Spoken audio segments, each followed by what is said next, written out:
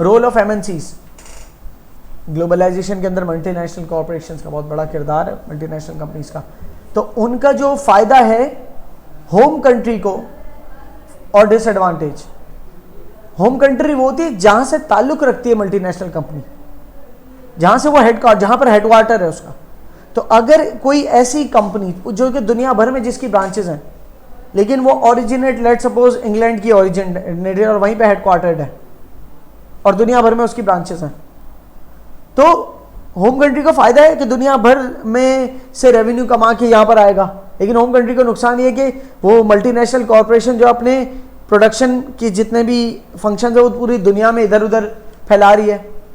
जहाँ पर cheap labour मिल रहा है वहाँ जाके खोल लिया फैक्ट्रीज, तो हमारे अपने मुल्क के अंदर से फिर क्या होगा। फॉर एग्जाम्पल कोई कंपनी है जो यूएस के अंदर हेडक्वार्टर यूएस में, लेकिन वो अपनी मैन्युफैक्चरिंग उसने शिफ्ट कर दी चाइना के अंदर, वियतनाम के अंदर, पाकिस्तान के अंदर, बांग्लादेश के अंदर, इंडिया के अंदर, क्योंकि वहाँ पर अगर चीप लेबर है तो वो यूएस के अंदर जो हो सकता था प्रोड्यूसर वो कहीं और हो रहा है, तो यूएस की जॉब मार्केट के अंदर अनएम्प्लॉयमेंट लेवल बढ़ जाएगा। समझ में आ रही है ना बात।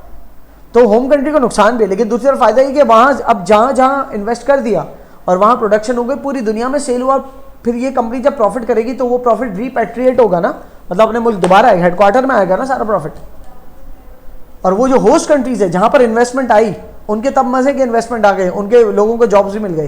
लेकिन जब इन्वेस्टमेंट ने कमाना शुरू किया, रिटर्न मिलना शुरू किया और प्रॉफिट्स होना शुरू हुए, तो वो प्रॉफिट्स जिस मुल्क से ताल्लुक रखते थे उस मुल्क में वापस चले जाएंगे।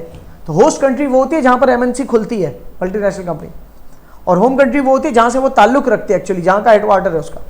तो क्लियर हो रही। तो होम कंट्री को फायदे नुकसान हैं और होस्ट कंट्री को भी फायदे नुकसान हैं मल्टीनेशनल कॉर्पोरेशंस के।